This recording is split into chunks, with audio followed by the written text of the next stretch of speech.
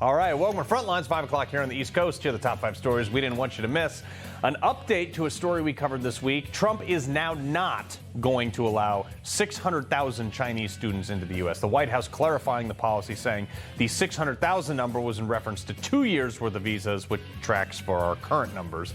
And the Democrats keep saying there is no crime problem, so why is Newsom sending state cops to Los Angeles and San Francisco?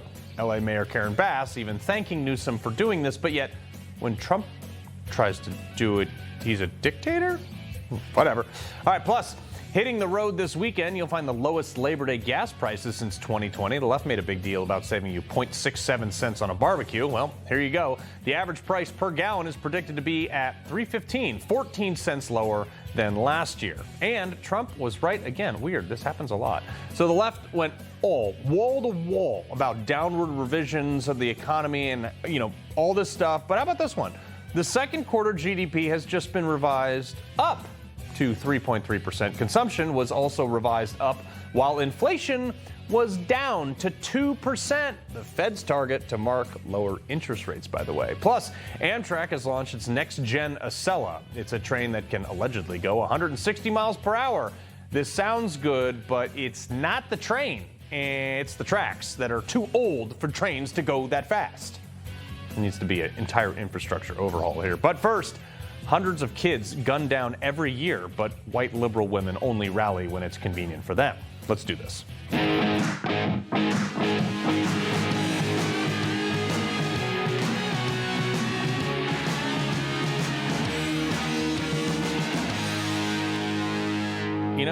These parents haven't even buried their children yet. And this afternoon, here are a bunch of screeching liberal women calling for the one thing that doesn't work: gun control. And we talked about this yesterday. We've seen what happens time and again when assault weapons are used. And we also know what happens when they're banned. Lives are saved. We know what fuels this crisis: assault weapons and high-capacity magazines designed to kill as many people as possible, and sometimes as many children as possible, as quickly as possible. The fact that these are weapons that are used in war, I know a little bit about that. No one has the capacity to take your life in seconds with the weapons that they shouldn't have access to. Ilhan, spare me your plea about war and gun violence. You know why she fled Somalia? It was because her father was a senior officer in the same military that carried out genocide. And when that government collapsed over there, people wanted revenge on people like your dad for genocide. So spare me your understanding of war and gun violence. And to that woman who said, lives are saved when assault weapons are banned. Oh boy, who wants to tell her that hammers kill more people than AR-15s every year? Do your research if you're going to step on this stage with me, lady. All these people equate the 1994 crime crackdown by Clinton, which also simultaneously passed the Brady Bill, into temporary assault rifle ban, even though assault rifles aren't a thing. Crime did, in fact, go down dramatically in wake of that crime bill, but it had nothing to do with banning AR-15s. It had everything to do with enforcing laws, which ironically liberals are fighting Trump on doing right now. You know who also got elected in 1994? Oh, right, Rudy Giuliani, who immediately imposed the broken windows policy, single-handedly cutting murder rates in New York City by almost 70% from 2,000 per year to 600, according to FBI crime stats, making up almost 80% of the murder decrease nationwide single-handedly, less than 1% of which were carried out by AR-15s. By the way, Ilhan. Also, another fun fact, the year the Brady Bill's assault weapon ban expired, homicides also went down, not up, when Americans rushed to buy them. In fact, 6 years after the ban expired, by 2010, there were 2,000 less murders than there were the last year of the assault weapon ban, when at the same time the number of AR-15s in circulation went from 1.8 million to over 6 million. So your narrative, ladies, doesn't line up with the facts. Do they care? No. Also, they found some guy actually out there who bench presses less than Ma'am Danny to give his take. There is extensive research showing that in jurisdictions with stronger gun safety laws and policies, including limitations and bans on semi-automatic weapons and high-capacity magazines, that in those jurisdictions, there are fewer people who die of gun injury. No, actually, that's not true at all either. I'll give you Chicago, D.C., L.A. that are some of the most violent places to live, and yet have all of your desired gun grabs. Guess what? Didn't help. No, Carl, red states have high gun crime too. Yeah, some do. Jackson, Mississippi, Birmingham, Alabama, St. Louis, Missouri, Memphis, Tennessee. Yes, in red states, but blue cities. And since policing is a local issue, buddy, and they answer to the mayor of that city, try that. I'd also like to point out that those cities, respectively, are majority black or minority populations, all with very high murder rates, with mostly illegal guns. And yet, and I may have missed this, but I haven't seen any of these liberal women holding press conferences there, especially in those cities, especially when the victims of those gun crimes are children. Matter of fact, more than 50 children were gunned down just in those cities just last year, and yet not one of those anti-gun white liberal women groups held a single press conference in any one of those cities. That's odd from the same party that watched over $2 billion worth of damage in the name of, what was it? Oh, Black Lives Matter. No? Do you not care because they're black, or do you not care because they weren't killed with AR-15s? I'm just asking. You want to have the argument? Let's go. Oh, does that offend you, libs? You want to debate this issue? Bring it. Come on. You better come with some facts that matter. Look, I'm not giving up my guns, my arms, anything. You're not taking them, and you can't buy them back because they're not for sale. You see, we also have this thing called the Constitution that has the Bill of Rights attached to it, which clearly states the right to bear arms shall not be infringed, supported by Heller versus D.C. and the New York Bruin case that all say, yes, I have the right to own, carry, possess, collect, keep, stack, hoard, and use firearms at my will. I also couldn't help but notice that these liberal women screeching about banning guns are surrounded by people with guns as they speak, for security. Which also, another fun fact, did you know that the average non-law enforcement legal gun enthusiast civilian shoots significantly more than the standard qualifications which cops go through, which is about 50 rounds a year, given which department it is? In fact, and this headline here it's a little weird. It should read justified shootings if you read the article rather than homicides, but it's Harvard, and I think it was an agenda-driven study that inadvertently made the case for armed civilians. But in this recent Harvard study, they found that civilians, when engaged in lawful gun discharges, use less and more accurate shots to stop the perpetrator. The study noting, quote, they found that victims, again, this should be perpetrators, but coming from Harvard, whatever, quote, shot and killed by police had an average of 6 bullet wounds, while victims shot and killed by civilians had an average of 4, which conclusively Democrats that an armed citizenry is actually safer. But these squawking liberals will never acknowledge that. And this is my problem. When are Republicans, when are us rational-minded people going to go on the offense against these liberal tyrants? They are so agenda-driven that they have an entire political party right now that is advocating for literally more crime. Pritzker had 6 murders this weekend and refuses to take any federal help. They're actually advocating for child labor of weed farms in California. The left spazzed when ICE raided underage field workers. They're advocating for waste, fraud, and abuse. Look at how much they hate DOJ, keeping MS-13 gang members who beat their wives, Kilmar Abrego Garcia. Man, they are for pedophilia. They are literally trying to normalize pedophilia, rebranding it as minor attracted person. Nope, hard pass. No protection of children. They talk about it all the time.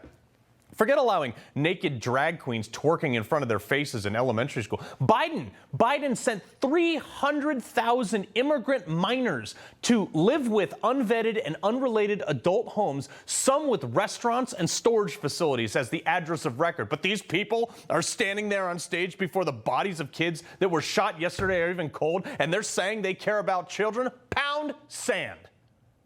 They're attacking Christian prayer, too.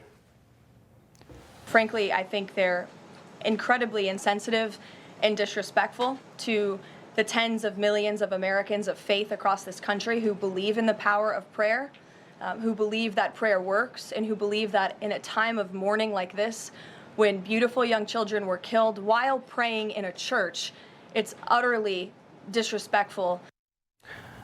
But those same liberals criticizing Christian Catholic prayer are oddly silent on the Islamic call for prayer being played on loudspeakers 5 times a day in the very city this happened in. That's an entire side of the political spectrum advocating for all these crazy things. The same thing with gun control. Why are we letting a bunch of liberal women try to take away guns from a bunch of people like me who went and used those guns to defend their right to say whatever they want? Why are we not going on the social offense so these types of people don't dare try to take away the thing that we cherish and love and are constitutionally endowed with, not to mention protects them as well? You don't like that? You don't like guns? Don't call a cop next time you're in danger. Former NRA president and former Georgia Congressman Bob Barr. Bob, it's getting tiresome to listen that is the problem when this person himself said, I wish I had never been brainwashed into being trans. It is tiresome, Carl. I've been dealing with and watching this problem since long before I even went into the Congress back in the early 1990s. The left, the Ilhan Omars, they're not going to change. They're going to constantly and continually mischaracterize both the people and the firearms that are used by these criminals. They're not assault rifles. The M14 is, but the AR-15 is not. It's not an automatic firearm. But what is particularly disturbing, and you touched on this, Carl, as well, which is very important, and that is why don't the Republicans, particularly in the Congress, go on the offensive? Yes. Why don't they have hearings on this? And not just a one-off. It's got to be over and over and over again in order to change the narrative and to do something to begin to change our culture back to what it was when we were kids. I'm older than you are. I remember times when a mass shooting was not even heard of, other than in foreign lands. But where are the Republicans in the Congress? Why has there been no voice on these issues? Yeah, and I mean, like when kids used to carry guns to school for the first, 300 years of this country's life, there were no mass shootings. There were no shootings at schools. It didn't happen till the 60s when someone shot from a water tower. But the Minneapolis Police Chief O'Hare joined us here on Newsmax this morning. Listen to what he had to say about his police department shrinking. There's absolutely no question that the Minneapolis Police Department is the lowest staffed of, I would argue, of any major city police department in this country. That's just a fact. This is a 900-person police department, typically, prior to 2020, and we've lost well over 500 officers since then. Was it the defund the police movement that really hurt that? Absolutely. Many officers left due to the trauma of everything that they had experienced, that members of their family had experienced, the stress of continuing to work in the environment. Well, I find that so strange that defund the police movement in Minneapolis itself with the George Floyd riots and all that stuff cost them police officers? Man, why would that be? Well, part of the problem here also are our court systems and our Department of Justice under prior administrations. Democrat administrations would use the hammer of the U.S. Department of Justice Civil Rights Division to sue local and state police agencies, usually local, and say, oh, you're not hiring enough women. Oh, you're not hiring enough old people. Oh, you're not hiring enough minorities. So we're going to come in here and charge you with a violation of civil rights and stop you from hiring unless you hire the people that we want. Well, that has caused in many of these major police departments an exodus. The police chief didn't mention that, and I'm not sure whether his city is one of those, but that's been a real problem with the Civil Rights Division at the Department of Justice in Democrat administrations. And I do hope that the Trump administration changes that and the Congress does it as well. Yeah. And well, FBI Director Kash Patel, fortunately, reforming a lot of that, but he also revealed some of the shooter's motives, subject to, multiple anti-Catholic, anti-religious references, both in his manifesto and written on his firearms. Subject expressed hatred and violence towards Jewish people, writing Israel must fall, free Palestine, and using explicit language related to the Holocaust. He also wrote an explicit call for violence against President Trump on a firearm magazine, sir. And yet so much of our media, just today, Carl, right before I had the honor of coming on with you, I was looking on my iPhone and looking at a news aggregate site. The shooting of the Catholic students in that city did not even appear as an item on that national news aggregate site. That's how much the mainstream media cares about this. They don't care. Republicans in the Congress need to step forward. The Republican administration of Mr. Trump needs to urge them to do so. They can do something about it, but it's going to take hard work, and they just are not up to the task so far. Yeah, well, Bob Barr, I appreciate all your efforts in this. I appreciate you coming on very much. Thank you, Carl. All right, coming up, the Connecticut fight on affordable housing and how this issue is one town that could happen in a city near you, actually. But first, John Bolton, is he using the Clinton defense after his home and office were raided? All that and more next. So after John Bolton's home was raided this week, everything that has come out has got me thinking. Could John Bolton be using the Hillary Clinton defense? I mean, this is all sounding too familiar. The New York Times put out an article saying Bolton sent classified materials over a private email server before they were intercepted by a foreign country's spy service. Wow. Does this sound familiar? If you remember what happened to Hillary Clinton, or what Hillary Clinton did to herself, she was never actually prosecuted when she did the exact same thing. Bruce Castor, President Donald Trump's impeachment attorney and former Pennsylvania Attorney General. Sir, could he actually use the Hillary Clinton legal defense here?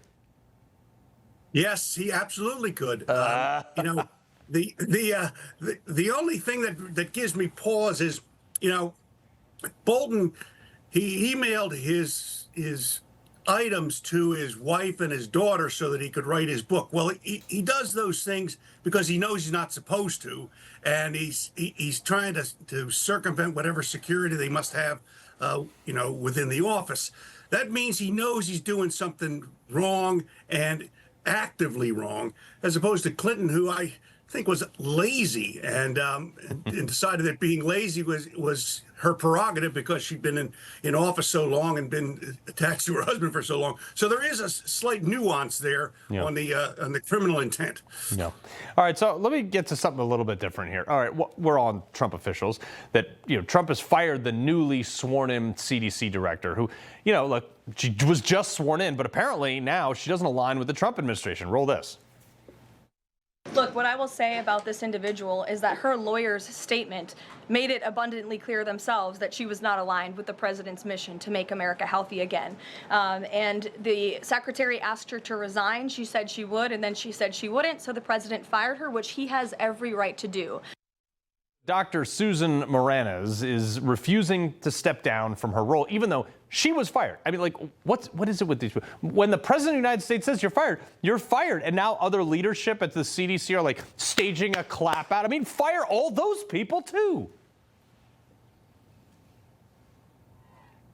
Bruce?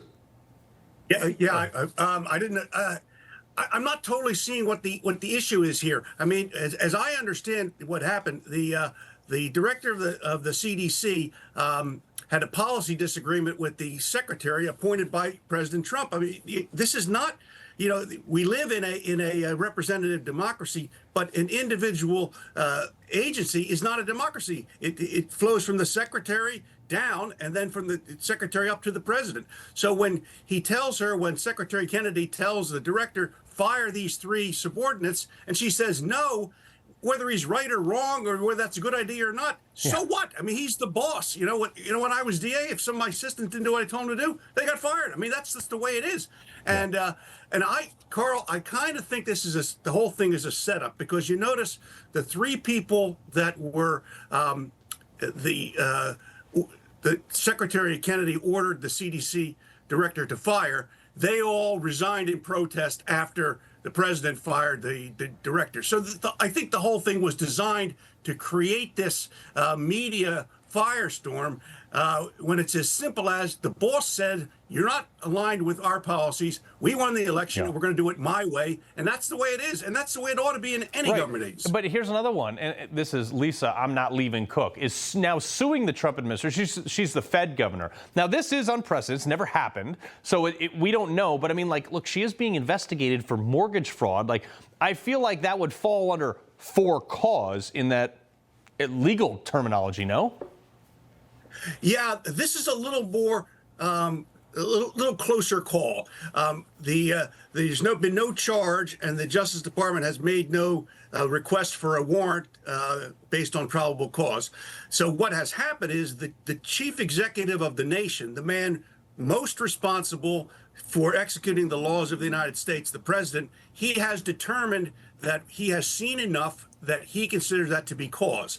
I believe that what will happen is that the presumption is the president gets to make that call, and that if he's overstepped, then a court, perhaps probably the Supreme Court, because I see that it's all in the liberal federal courts now, but it'll get to the Supreme Court. The court will rule on it. But meantime, the Justice Department will be investigating, and at some point, the Justice Department will decide whether they think it's probable cause. They'll go to a judge, get a warrant, and now you have probable cause, and the president will be vindicated. I mean, this is, again, a manufactured controversy. Right. I absolutely think you're right. I mean, like, maybe we should look into some legislation that says only the Supreme Court can overturn the president at any given point. I mean, I don't know what the answer is here, but these people are bringing cases left and right, and they're just not listening to what the Supreme Court said in national injunctions and all that stuff. So we'll see.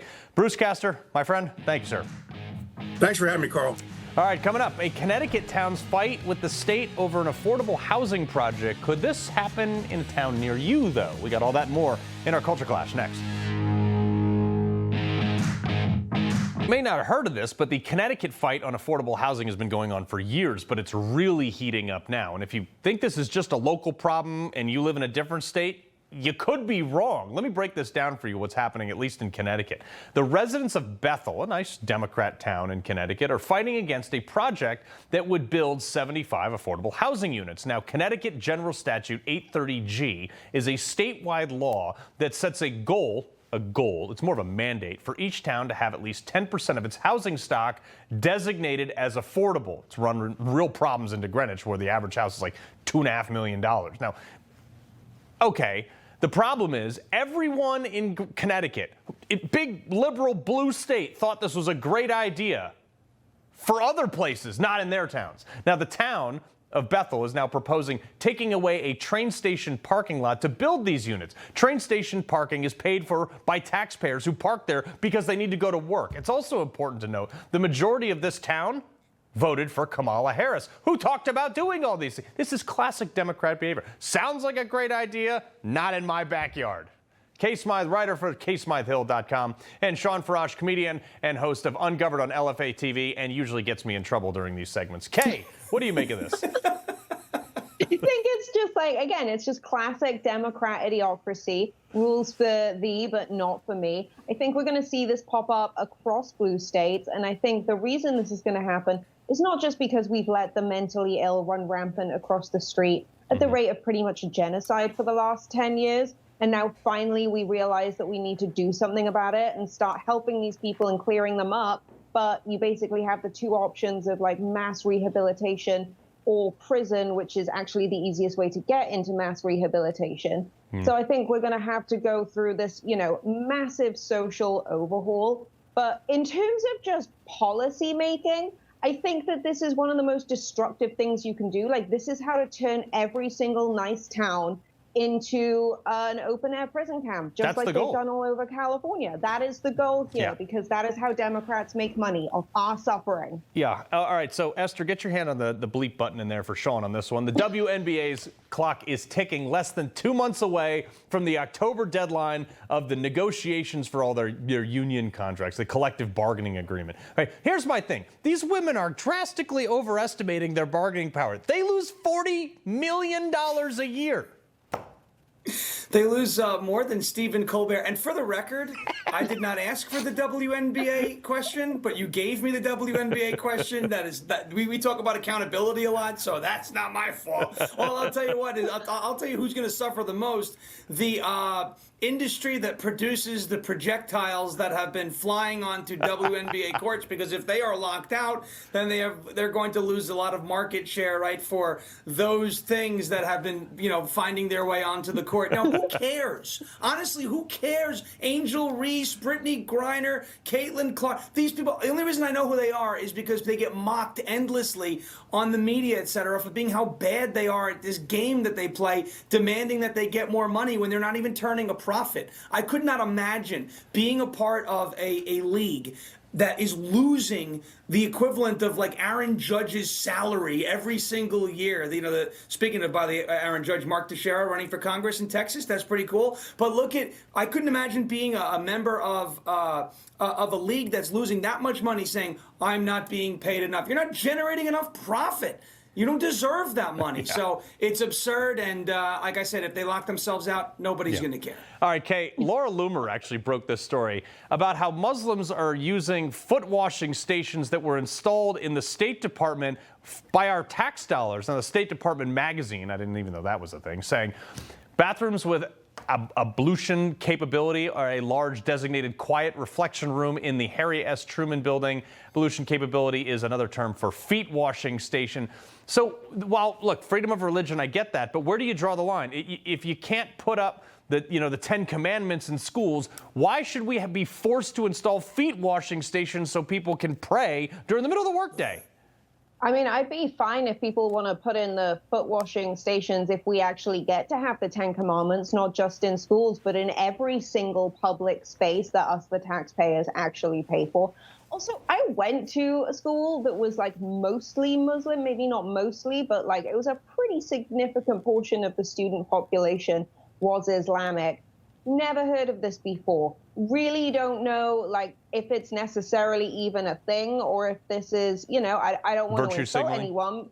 But yeah, if this is just virtue signaling, if this is just, like another version of like men in women's bathrooms because they want that kind of attention, it just seems like a massive waste of money for something that, I don't know if you guys have ever like stubbed a toe pretty badly or like hurt yourself when you don't wear heels in work. But, like, you can just put your feet in the sink and, like, just clean it. It's fine. Grow up. Well, the part of the reason this came about is because they were actually washing their feet in the toilets and getting water all over. But yeah, exactly. And so that's part of the reason. So I had to add that. All right, Sean, Al Sharpton, a bunch of other liberals also, marched on Wall Street this morning for economic justice. Roll this. But now that we have an anti-dreamer, one that wants to cut the tax rate for the rich and have cuts in Medicaid and SNAP paid for it.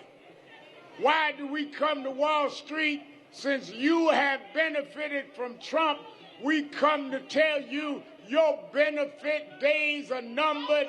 We're not going back. Oh, he's talking about all these benefits. Who pays for those benefits? People on Wall Street who pay a ton of taxes. Unbelievable. Now, again, you threw me a question. I could very easily say something that would get everybody in trouble, but I'm not going to do it. Right? I'm definitely not going to say what I want to say. Maybe I'll text it to you off the air. No, I was going to say, he's starting to look a lot like Maxine Waters. That's all I'm going to say. There's a strong resemblance right there, okay? I'm just saying, it sounds like her, looks like her. And unfortunately, you bring up the point. Who pays for the benefits, right? When New York City, when Zoran, I'm going to end enforcement on misdemeanor crimes, Mamdani, right, in New York City decides that he wants to tax the snot out of billionaires and drive them out of the city. Well, billionaires are the ones in the city that pay the majority of the taxes in New York City. Who's going to fund your state-run grocery stores? Ridiculous. Nobody. These people they never pass their own tests. Yeah. Kay, Sean, got to leave it there. Pleasure as always. Thanks, Carl. All right, good news. I'm not getting fired over that segment. Coming up, before you plan a move to a Democrat-run city, take a closer look at the cost you might be covering more than just your own expenses. Hey, what's it like living in a Democrat-run city? Well, pretty much endless, unchecked crime, basically more illegals than real citizens. Take Colorado, for example. According to Pew Research, 43,000 illegals have plagued this city in just a 2-year span. That's additional 43,000. And guess who had to pay for their accommodations? Hey, the people who live there. Oh, man, that influx of illegals cost Denver taxpayers over $100 million and backed up their emergency rooms. Bob Brooks, co-host of American Agenda, and John Glasgow, host of Sunday Report. All right, John, you actually lived in Colorado for quite some time. I did. Lived in Denver, Colorado, and I've been all over that state. And you know what? They had a homeless problem. Guess what they got now? They got an illegal problem. And you know what? They still have a homeless problem, too, on top of that. If you want it, you're going to embrace it. Just don't ask Trump to fix it, which is, I think, what the Colorado governor, Jared Polis, is doing. You've got all of this issue with the city now. All of the residents are having to pay for this. They had to pay for the homeless issue. Now they have to pay for this. Wages are dropping. On top of their weed. On top of the weed. They love that. Crowded schools. You've got it all. But, I mean, if you welcome it, that's what you're going to get, Carl. You're going to have overcrowded schools. Your wages are going to drop. Jobs are going to go away. This is all part of it. But I think the Colorado governor, what he thinks is, okay, we can handle the brunt of it for a little while, and long term, maybe the state is going to gain some prosperity back from it, but it could be years down the road, and we're not seeing that. They're just now freeloading off the state. Well, and also a lot of the money that illegals make, I think it's like hundreds of billions of dollars are shipped out of the country via Western Union and other things. They come into the country and then ship it back to wherever they came from for the so family. Stay in the state. Speaking on that, Kilmar Abrego Garcia, the wife-beating MS-13 gang member who's now on trial for human trafficking, also he's saying he has fear of torture if he goes to Uganda. It's like, well, you could have gone to Costa Rica. Yeah, he could have, but he didn't want to take a deal. Kilmar Abrego. Imagine being the Democrats on this, right, that are championing this guy. And so you have to sit down and have a margarita with them or sit down and explain how your legal fees are going to go and then you're sitting across from an alleged human smuggler, okay, wife beater. MS-13 gang member, a real scumbag, okay? But you're an elected politician. Oh, and illegal immigrant. And an illegal immigrant. So illegal alien, actually, is the right term. So I don't get the Democrat mindset. Like, I wouldn't even feel comfortable doing that. Like, dude, you're a scumbag. I don't want to be near you. They're championing him. And fundraising on it. Imagine if Democrats worked as hard as they have for the American people as they have for Kilmar Abrego Garcia. We'd be such a different, more successful country. It's sick. They're sick. What's interesting here is the Trump administration has deported a number of people, but more have left the country in wake of what's happening with cases like Kilmar Abrego Garcia. They say, you know what, I don't want to end up in El Salvador or potentially Uganda. That's going to be real rough. So maybe I better pack up and leave the country. But the thing is, under Biden, they just opened the doors, which allowed everybody come one, come all. Then you put up the border and you say, okay, we're going to deport a handful of people. That's going to now be a deterrent for others that don't want to come here. And spray paint the fence black so it's 2,000 degrees in the sun. Burn them. Burn those paws. Exactly. All right, Gavin Newsom spent an hour ranting about Trump to Politico yesterday. In the middle of it, he kind of self-owned. Roll this. I don't think Donald Trump wants another election. You think for a second you want... I have 24 Trump 2028 hats. His folks keep sending me. And you think he's going to run again? Don't give me. Who spends $200 million on a ballroom at their home and then leaves the house? This is serious, guys. This is serious. So I have actually an alert when Gavin Newsom tweets or one of his campaigns, and my only response to every one of these is, please run on this. It's hilarious. You notice everyone in the crowd is laughing in the background, and then Gavin, he's all upset. He's like, no, this is serious. It's serious. That's expert trolling on Gavin Newsom. Gavin's the only one that doesn't get the joke. Right. Everyone in the crowd got the joke that Trump's clearly trolling him. Yes. Gavin doesn't get it. Let Gavin Newsom go through the vetting process and go have to give speeches and go do debates, and then we'll see if he's still popular. I don't get the whole shtick of him trying to do Trump. I feel like that only appeases his tiny little base that they need to expand. I don't know who it expands out into. I don't know who that brings back to the Democrat Party. The whole all caps tweets, the blue MAGA thing, the tough guy shtick, the name calling. No, he has red ones now. Make Newsom great again. Red hats he is now. He has no identity. You know, Trump wears the Trump suit best. Anyone else that tries to wear the Trump suit looks like a clown. Yeah. That's actually a really good point. I don't think it lands for old Gavin Newsom here. The California way. That was tried. That's Kamala Harris just in the form of a white guy. It's the same policy. Same babbling. It's the same thing. Here's the thing, though, is Gavin Newsom's trying to be this tough guy. President Trump. uses his tough guy personality, but he uses the powers that he has to clean up things and make them better. Gavin Newsom just complains. Yeah, he is the kryptonite for America. No high-speed rail tracks ever laid. Nope. Bob, John, appreciate it. Thanks. All right, coming up, Trump appears to be one step closer to sending in the National Guard to Chicago. A former Chicago PD superintendent joins me next. Is this a sign that the National Guard is coming to Chicago? Spokesman for a military base outside Chicago says DHS asked for, quote, limited support in form of facilities, infrastructure, and other logistical needs to support DHS operations. Now, this request is weeks after Trump deployed the National Guard to D.C., months after he sent them to L.A. to target crime and illegals and sometimes homelessness. And that tactic is working. Since President Trump's intervention, there have been more than 1,283 arrests right here in the District of Columbia. Total crime in D.C. is down 19%, and violent crime is down 30%. Carjackings in the district are down 67%. Homicides are down 57%. Robberies are down 40%. Those are all down. Yeah, well, Maryland's Democrat Governor Wes Moore even says now, as of an hour ago, he might welcome federal support to clean up Baltimore. But Chicago's Mayor Brandon Johnson and Illinois Governor J.B. Pritzker say they're planning to sue Trump if he deploys the National Guard to Chicago. Now, Caroline Levitt said today that the residents of Chicago want help. Our correspondent actually asked the people what they thought about sending in the National Guard. Do you think sending National Guard troops would help the problem or do anything?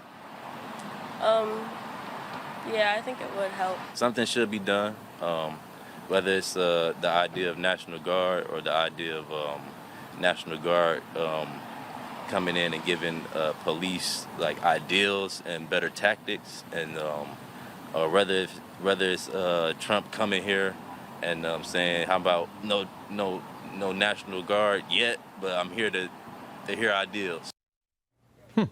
J.B. Weiss, former Chicago Police Department superintendent. Sir, this is like a big thing, like just enforce the laws, and if you need help, it's okay to ask the federal government, right? Absolutely, Carl. Isn't it amazing that you have both the governor and the mayor saying no to free stuff? Remarkable. Think what the National Guard could bring to a city of Chicago. It's a force multiplier. I'll just talk a few areas. Deterrence. A lot of the parks in Chicago turn into shooting galleries between the gangs. Put some squads of National Guard there and you've got a natural deterrence.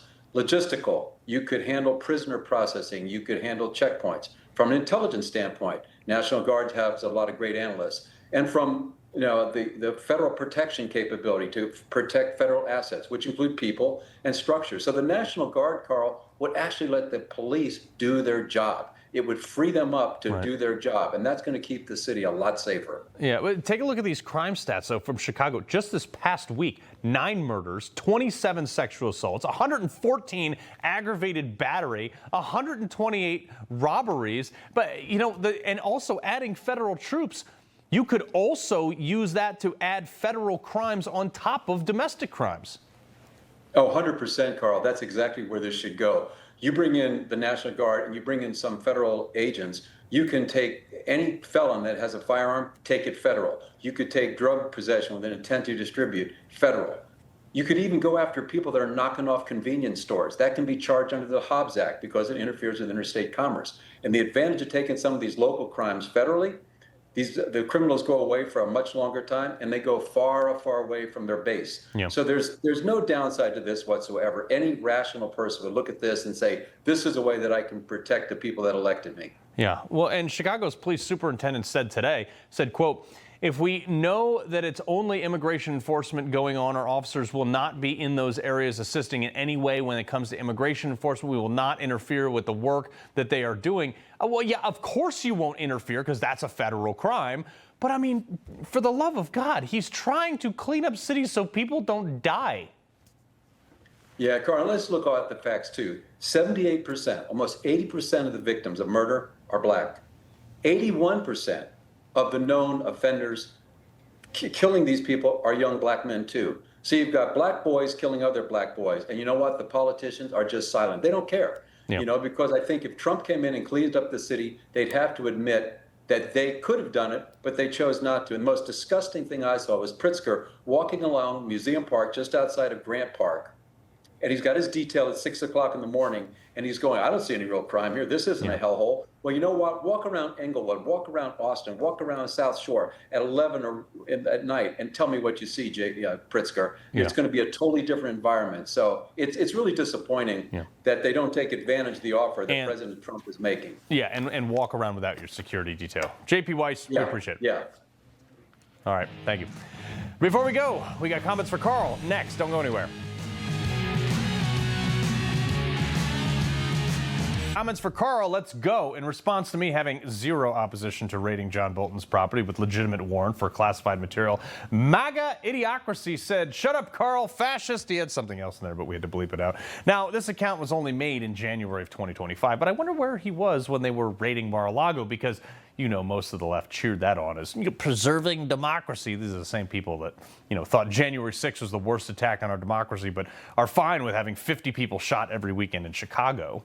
This person actually raised a valid question. At Carl Higbie, why have you stopped talking about the Epstein files? You used to remind viewers every day. Well, look, I have not forgotten about it, and I remind viewers quite often, but there is no new news on this, so I'll consider everyone's daily reminder right now that the issue is definitely not going away. But real quick, we picked this tweet because I like a quick perusal of your profile got me super interested, because I think your views are fascinating. Constitutionalist, Gen Z, part-time mermaid, TERF, okay? TERF is, which means trans exclusionary radical feminist, okay? Lesbian, LGBT, you want to cut off the T, 2 sexes, 0 genders. But we actually agree on a lot. So I could do a whole segment on our overlapping views and where we disagree. But the reason I don't cover this every single day is because there's actually significant studies on this by the CIA when they use psychological warfare. If you say the same thing over and over again,